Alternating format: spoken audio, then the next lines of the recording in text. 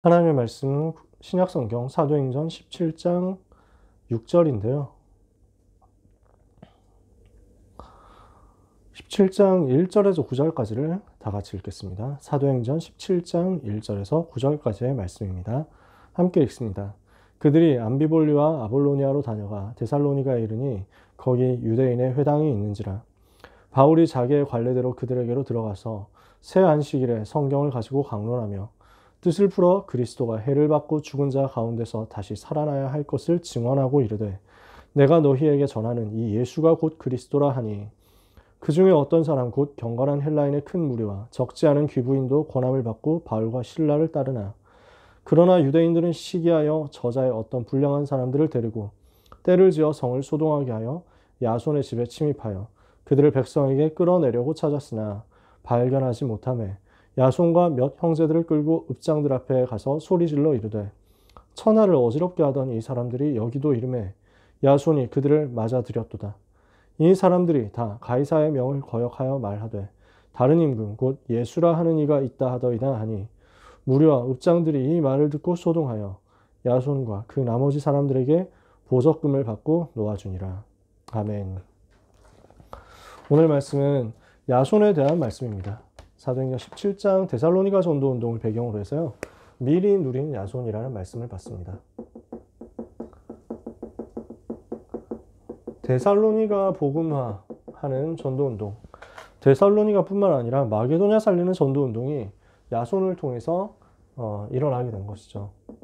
이렇게 하려면요. 우리에게 뭐가 필요하냐. 우리에게 데살로니가 마게도냐 다 살리는 전도운동 똑같이 일어나기를 하나님이 계획하고 계신데요. 우리에게 이 과정에서 필요한 것이 있다면 영적인 것을 누릴 수 있는 자신만의 규례입니다. 매뉴얼입니다. 우리가 가져야 될 매뉴얼이 있는데요. 문제를 만났을 때 어떻게 해야 됩니까? 우리가 어떤 분명한 틀을 가지고 있으면 어떤 상황이 왔을 때 이대로 하면 된다라고 하는 틀이 있으면 당황하지 않겠죠. 문제를 만났을 때는 우리가 어떤 매뉴얼로 접근해야 됩니까? 우리에게 이미 해답과 응답과 결론이 있다는 사실을 붙잡아야 됩니다. 그래서 해답, 응답, 결론을 가지고 모든 문제가 이미 끝났다는 사실을 확인하는 것입니다. 요한복음 19장 30절에 예수님이 그리스도 되셔서 모든 문제를 이미 십자가에서 다 해결하셨습니다. 내게 문제가 왔다? 그리스도는 이미 끝내셨어요. 그러면은 그 그리스도께서 나와 함께 계시는 것이 최고의 응답입니다. 고린도전서 3장 16절에 너희는 너희가 하나님의 성전인 것과 하나님의 성령이 너희 안에 거하시는 것을 알지 못하느냐 그랬죠. 마태복음 28장 20절에 세상 끝날까지 함께 계신다고 했죠. 요한복음 14장 16절에 내가 보혜사 성령으로 너와 영원히 함께 하겠다 이렇게 말씀했어요. 여호수아 1장에도 내가 너를 떠나지 않고 내가 너를 버리지 않겠다. 그래서 하나님이 나와 함께 하시니까 여기에서 진정한 응답이 옵니다. 우리의 인생의 결론이 있습니다. 갈라디아서 2장 20절. 내가 죽고 그리스도가 내 안에 사신 거죠. 그러니까요. 문제가 와도 나한테 피해가 안 돼요. 문제가 와도 고난이 와도 어떤 어려움이 와도 나를 무너뜨릴 수가 없어요. 왜? 나는 이미 죽었거든요. 내가 죽었는데 뭐가 문제될 게 있습니까? 내가 죽었는데 뭐가 고통될 게 있고 뭐가 어려울 게 있습니까?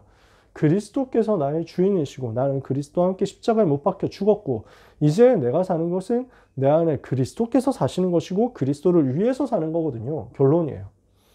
해답도 있고 응답도 있고 결론이 있기 때문에 문제가 문제 아니라는 것을 깨닫고 누리는 것입니다. 여기에 매뉴얼을 가지고 있어야 됩니다. 그래서 어떤 문제가 와도 복음, 해답, 응답, 결론 속으로 집어넣어 버리세요. 그러면은 이 문제는 여러분을 이길 수가 없고요. 이 문제는 오히려 응답을 받는 발판이 되는 것입니다. 복음으로 답이 났죠. 우리의 삶은 어떻게 살아가야 됩니까? 우리의 삶의 방식을 어떻게 해야 됩니까? 우리의 삶의 방법은요. 언약을 붙잡고 하나님이 주시는 언약을 붙잡고 기도로 모든 것을 성공시키는 것입니다. 언약 붙잡은 기도 가지고 모든 것을 우리는 성취할 수 있습니다. 사도행전 1장 1절, 3절, 8절 언약 있죠. 예수가 그리스도, 하나님의 나라, 성령 충만이라는 언약이 있습니다. 이것을 가지고 사도행전 1장 14절 오로지 기도에 힘쓰는 겁니다. 언약을 붙잡고 이 언약을 성취하실 하나님 앞에 기도로 집중하는 거예요. 이게 우리의 삶의 방식이거든요. 그러면 기도 속에서 복음 누리는 기도 속에서 우리는 모든 것 성공시킬 수 있어요. 이게 우리의 삶의 방법입니다. 우리의 미래는 어떻게 됩니까? 내 미래는 어떻게 해야 됩니까? 미래에 대한 매뉴얼을 여러분이 만드시는 거죠. 세계복음화 속에 하나님의 모든 계획이 다 담겨 있거든요. 그래서 우리의 인생 세계복음화 속으로 들어가는 것입니다. 세계복음화 속에 있으면 반드시 승리합니다. 그래서 이 세계복음화로 갈 수 있는 말씀과 기도와 전도의 규례를 가지는 거죠. 말씀을 어떻게 붙잡을 것이냐, 기도를 어떻게 할 것이냐, 전도를 어떻게 할 것이냐에 대한 매뉴얼을 여러분들이 갖추시는 겁니다. 그래서 어떤 상황에서도 즉각적으로 대응할 수 있는 매뉴얼. 이 상황을 만났다. 그러면 그 상황에 맞는 전략이 뭐냐, 그 상황에 맞는 대책이 뭐냐, 이것을 가지고 빨리 매뉴얼 보고 그 속으로 집중해서 들어가는 거예요. 그러면 그거 가지고 그대로 따라가면 이 속에서 하나님이 주는 응답을 다 찾아낼 수 있거든요. 그러면 흔들리지 않겠죠.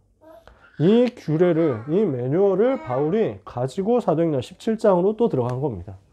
그래서 미리 누린 바울이 여기에서 무엇을 가지고 미리 누렸느냐는 거예요. 사도행전 17장 1절에서 3절까지 내용을 보니까요. 바울이 이 규례를 가지고 현장에서 되어지는 전도를 미리 누린 겁니다. 그들이, 저희가 이렇게 되어 있거든요. 그들이 들어갔단 말이죠. 혼자 들어간 게 아니에요. 팀을 구성해서 함께 들어갔습니다. 어떤 팀입니까? 요 매뉴얼을 가지고 있는 팀입니다. 지금 바울하고 같이 있는 팀이 있습니다. 바울이 신라하고 같이 2차 전도 여행을 출발했어요. 그리고 사도행전 16장 1절에서 디모데가 여기 따라 붙습니다. 바울과 신라, 디모데 이 세 명 외에 더 있을 수도 있는데요. 아무튼 확실한 건 바울과 신라, 디모데 요 세 명입니다. 요 세 사람이요. 여기에서 팀이 되어가지고 데살로니가 살려야 되겠다 하고 현장으로 들어간 거거든요. 어떤 팀들입니까? 말씀과 기도와 전도가 되어지는 사람들입니다. 말씀의 비밀을 알고 기도의 비밀을 알고 전도가 되어지는 체험을 한 사람들이죠. 이 사람들은 어떤 사람들입니까? 하나님께서 우리에게 주신 9가지 세팅을 누리는 사람입니다. 보좌의 능력의 비밀을 알고 있습니다. 시공간 초월하는 복음의 비밀을 알고 있습니다. 그리고 237의 빛을 비출 수 있는 전도의 비밀을 가지고 있습니다. 보좌와 소통되는 말씀과 기도와 전도의 비밀, 시공간을 뛰어넘어서 역사하시는 성삼위 하나님의 능력의 비밀, 237의 빛을 비출 수 있는 세계복음화의 비밀을 가지고 있는 사람들입니다. 이 세 가지 초월과 함께 하나님이 우리 속에 집어넣어 주신 것이 있거든요. 뭡니까? 하나님의 형상, 하나님의 생기, 그리고 에덴의 축복. 하나님이 처음부터 우리에게 주신 생명 운동입니다. 이 세 가지를 갖고 있는 거예요. 이러니까 어디를 가든지 나와 또 교회와 나의 업에 대해서 전무후무한 증거를 누릴 수 있어요. 이걸 합해가지고 9가지 세팅이라고 하죠. 한마디로 말하면 하나님이 주시는 힘을 얻는 겁니다. 사람의 힘이 아니라 하나님이 주시는 힘을 얻어서 사람의 방법이 아니라 하나님의 방법을 가지고 현장을 변화시킬 수 있는 그 사람들입니다. 요 힘을 가진 전도자들이 만나서 팀이 된 거예요. 이게 지금 바울 팀이거든요. 이 팀이 들어가서 규례대로 한 겁니다. 성경적인 전도 운동을 한 겁니다. 성경 그대로 전도 운동을 했습니다. 구약 성경에 예언되어 있는 대로 전도 운동을, 예수님이 사복음서에서 가르쳐 주신 대로 전도 운동을, 사도행전에 나타난 사도행전 2장 이후에 계속 일어났던 그 전도 운동을 똑같이 한 거죠. 어떻게 했습니까? 바울이 데살로니가 이르니 거기에 유대인의 회당이 있는지라, 회당에 들어가서 바울이 자기의 관례대로 회당에 들어가서 그랬죠. 관례라는 말을 썼는데요. 지금 개역 개정 성경에는요. 개역 한글판 성경에는 규례라고 되어 있습니다. 관례, 규례 같은 말인데 저는 규례라는 말이 조금 더 낫다라고 보는 거거든요. 왜냐하면 관례라는 말은 약간 습관이다 이런 표현이 있죠. 습관, 관성적으로 해왔던 방식이다 이런 말이 약간 더 크고요. 규례라는 말은 규칙적으로, 법적으로 자기가 행동의 매뉴얼로 가지고 있었다라고 하는 쪽이 더 가깝거든요. 바울은 관례대로 했느냐? 규례대로 했습니다. 이미 성경적 전도운동에 대한 답을 가지고 있기 때문입니다. 성경적 전도운동에 대한 매뉴얼을 가지고 있기 때문입니다. 문제 만났을 때 어떻게 해야 되는지, 평상시 삶에서 어떻게 해야 되는지, 내 인생 말씀, 기도, 전도는 어떻게 누려야 되는지에 대한 매뉴얼을 다 가지고 있습니다. 그래서 이 성경적인 매뉴얼을 가지고, 규례를 그대로 가지고 현장에 적용시킨 겁니다. 어떻게 적용시킵니까? 새 안식일이라는 기간을 정해놨습니다. 새 안식일 동안. 그리고 어떻게 합니까? 성경을 가지고 강론하며, 그리고 뜻을 풀어서 그리스도가 해를 받고 죽은 자 가운데서 다시 살아나야 할 것을 증명했어요. 그리고 무엇을 전달합니까? 내가 너에게 말한 이 예수가 곧 그리스도라고 증거했습니다. 이게 바울이 가지고 있었던 전도운동에 대한 규례였습니다. 기간 정해놓고 성경을 가지고 예수가 그리스도라는 사실을 증명하는 전도운동을 했더니 여기에 하나님이 예비된 현장을 붙여주신 거예요. 회당이라는 현장이죠. 완전 예비되어 있는 현장이에요. 여기서 뭐합니까? 예비되어 있는 곳인데 이 예비된 현장에 누가 예비되어 있느냐? 예배하는 사람들이 모여 있습니다. 특히 후대들이 모여 있습니다. 그리고 제자들이 예비되어 있습니다. 예비된 회당 현장에 예배하는 사람, 후대들, 그리고 제자들, 이 사람들이 모여 있는 곳 들어가서 규례대로 말씀을 정확하게 전달한 거예요. 자, 무슨 말이냐면요. 정확한 규례를 가진 전도 팀에게 하나님은 예비된 현장을 붙여주시는 겁니다. 하나님은 누구에게 현장을 주시느냐, 누구에게 살릴 수 있는 현장을 주시느냐, 누구에게 살릴 수 있는 제자를 붙여주시느냐, 정말 기도가 되어지는 복음 누리는 팀에게, 복음 누리는 전도 팀에게, 전도자들에게, 이 전도 때문에 하나가 된 팀이 자기의 규례를 가지고 현장에 들어가서 복음 전할 수 있는 시스템 다 갖춰져 있을 때 하나님은 지역과 현장을 살릴 수 있도록 모든 문들을 다 여시는 거죠. 이렇게 했더니 어떤 사람이 나왔습니까? 미리 누린 제자들이 나온 겁니다. 어떤 제자들이 나왔죠? 새 안식일 동안 사역했더니 하나님은 데살로니가와 마게도냐를 살릴 수 있는 제자들을 붙여주십니다. 데살로니가는 도시고요.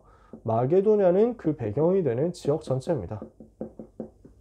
마게도냐는 도예요. 쉽게 말하면. 그래서 지금도 그리스에서 제일 두 번째 큰 도시가 데살로니가인데요. 대충 지도가 이렇게 되어 있거든요. 그래서 데살로니가는 여기에 있습니다. 그리고 빌립보가 여기에 있습니다.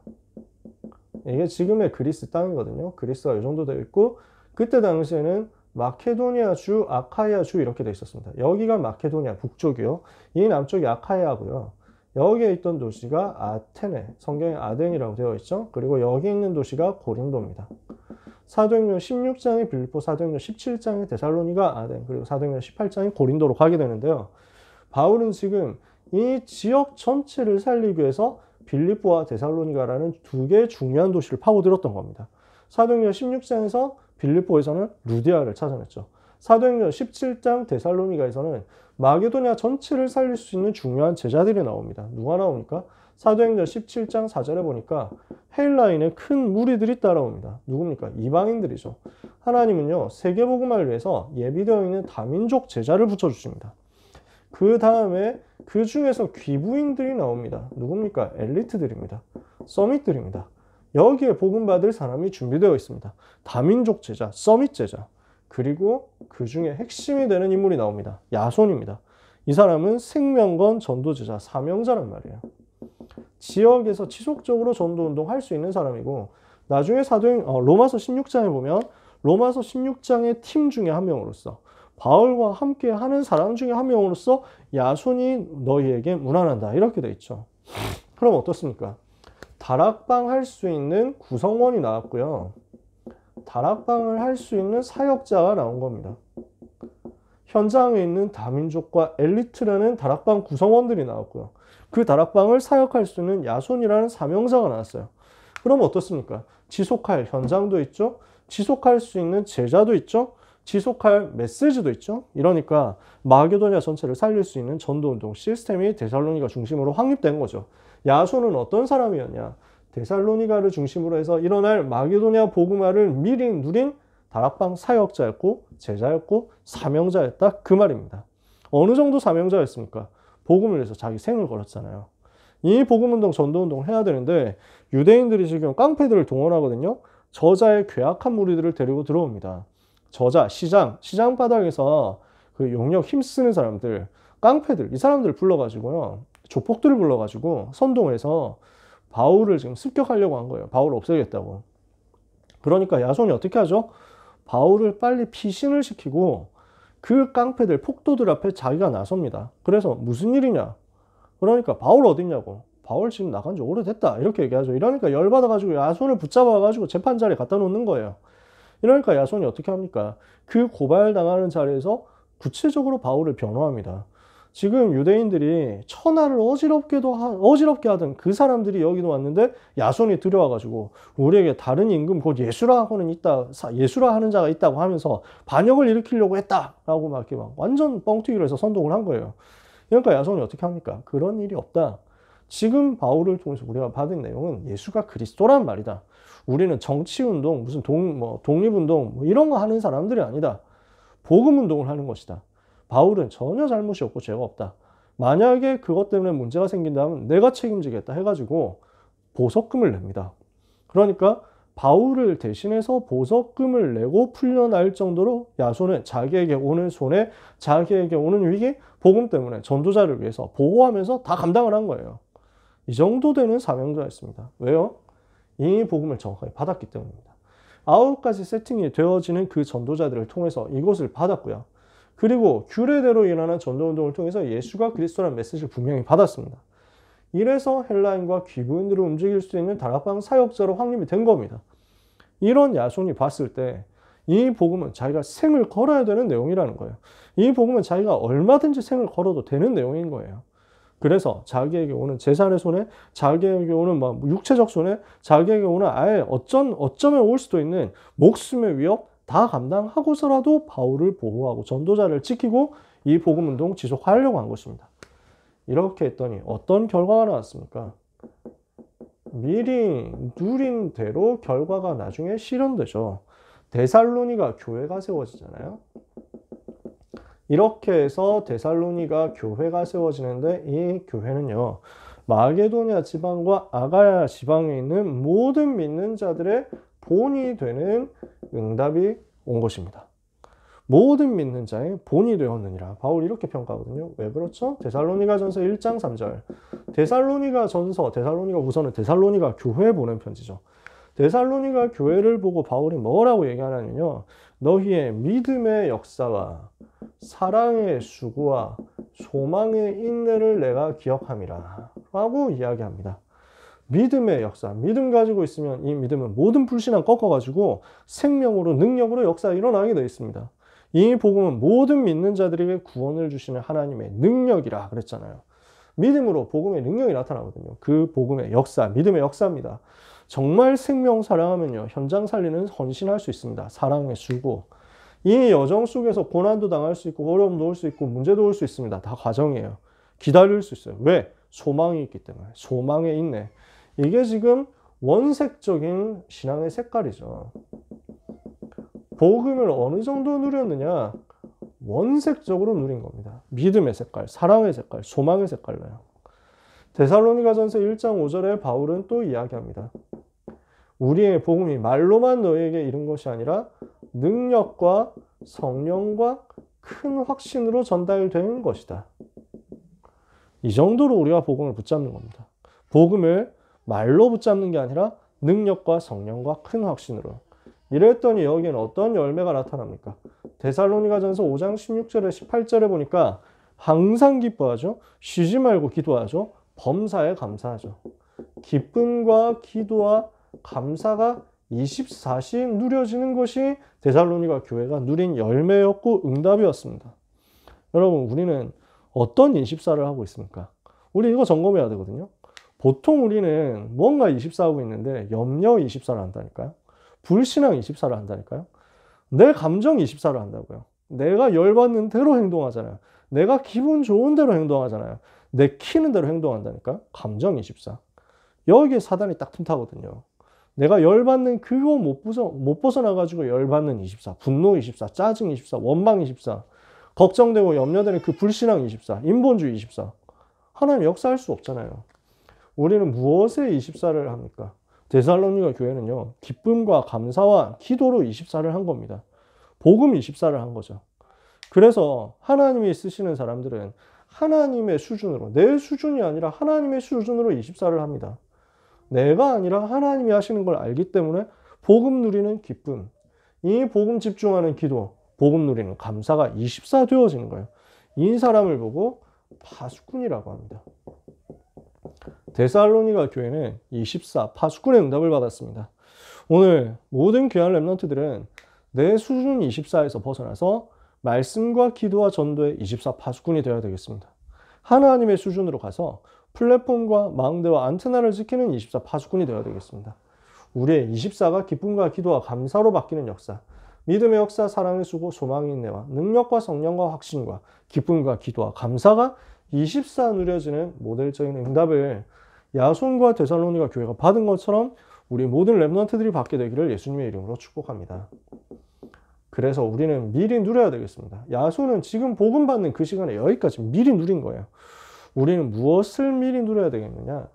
나의 규례를 만들어서 이 전도 운동을 할 수 있도록 미리 스케줄을 준비하는 응답을 받아야 되겠습니다. 그래서 나의 규례가 만들어지도록 이번 겨울에 준비를 해야 되겠습니다. 겨울 방학 기간 동안 계속해서 우리는 응답받아야 돼요. 나의 규례가 확립이 되고 나의 매뉴얼이 생겨서 이 규례대로 전도 운동을 한다. 그럼 이런 역사 일어날 거거든요. 그럼 우리는 무엇을 해야 되느냐? 겨울에 2021년 마무리하는 응답을 받아야 되겠습니다. 2021년 한 해 동안 우리가 어떤 응답 받았습니까? 이것을 마무리하면서 말씀의 흐름을 정리하셔야 되겠습니다. 올 한 해 받았던 말씀의 흐름을 가지고 전체적으로 정리하고요. 그리고 다시는 흔들리지 않을 만큼 기도 시스템을 확정하는 응답을 받으시기 바랍니다. 12월 남은 기간 동안에 2021년을 이렇게 마무리하셨으면 좋겠어요. 그리고 2022년을 준비해야 되겠습니다. 어떻게 준비할까요? 스케줄 준비거든요, 결국. 집회 스케줄, 훈련 스케줄 두고 미리 집중해야 되겠습니다. 특히 원단 메시지 있거든요. 2022년 한 해 동안 하나님이 우리에게 어떤 메시지 주실 것인가? 이것을 지금부터 기도하면서 준비하세요. 그리고 바로 청소년 수련을 비롯해서 많은 훈련들이 있습니다. 많은 스케줄들이 있습니다. 어린이 수련회, 청소년 수련회, 대학 수련회, 태영아 수련회 막 쭉 훈련들이 진행됩니다. 이 훈련 스케줄을 두고 미리 집중해야 되겠습니다. 마지막입니다. 여러분이 빈 시간이 있잖아요. 평생 전도 운동 할 만큼 규례가 여러분에게 만들어지도록 평생 전도에 대한 꿈을 만들도록 꿈을 확정을 짓도록 여러분이 기록을 남겼으면 좋겠어요. 평생 응답을 준비하도록 여러분이 메모를 하시기 바랍니다. 기록을 남겨보세요. 그래서 기록을 막 평생 응답받을 꿈 이걸로 끝이다 이건 아니에요. 만들어보고 또 수정하고 보완하고 발전하고 이렇게 합니다. 자꾸 바뀔 거예요. 근데 연말 연시가 아주 좋은 기회거든요. 내가 조용한 시간에 정리를 해보는 거예요. 나는 올 한 해 어떻게 해야 되겠냐? 내년 한 해 어떻게 해야 되겠냐? 내 평생 어떻게 전도 운동 해야 되겠냐? 이것을 가지고 편집도 해보고 설계도 해보고 디자인도 해보세요. 편집, 설계, 디자인을 기록으로 작품으로 만들어 보세요. 하나님은 이것을 가지고 쌓이게 되어서 여러분의 매뉴얼이 되도록 만들 것이고 여러분의 매뉴얼, 즉 여러분의 규례가 되었을 때 이 전도 운동이 데살로니가에서 일어났던 것처럼 여러분에게도 일어나게 할 것입니다.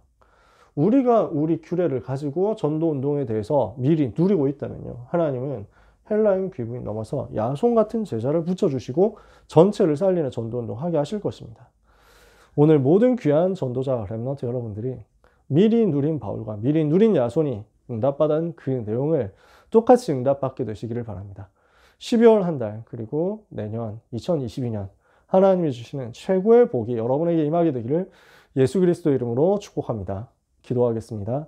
하나님 감사합니다. 언약을 붙잡은 하나님의 자녀들에게 한 해를 정리하는 응답을 주시며 새로운 한 해를 또 시작할 수 있는 은혜를 주사 편집하고 설계하고 디자인하는 가운데 나의 전도에 대한 규례가 확정되는 역사가 있게 하여 주옵소서. 말씀과 기도와 전도의 규례가 확정되고 이것을 가지고 예수가 그리스도라고 증거하게 하시며 전 세계 앞에 여호와를 설명할 수 있을 만큼 그래서 기쁨과 기도와 감사의 24가 누려지며 믿음의 역사, 사랑의 수고, 소망의 인내가 누려지며 성령과 능력과 큰 확신으로 복음 전할 수 있는 전도자 되도록 역사하여 주옵소서. 하나님이 이 일 때문에 렘넌트와 함께 하실 줄 믿고 감사드립니다. 예수 그리스도의 이름으로 기도합니다. 아멘.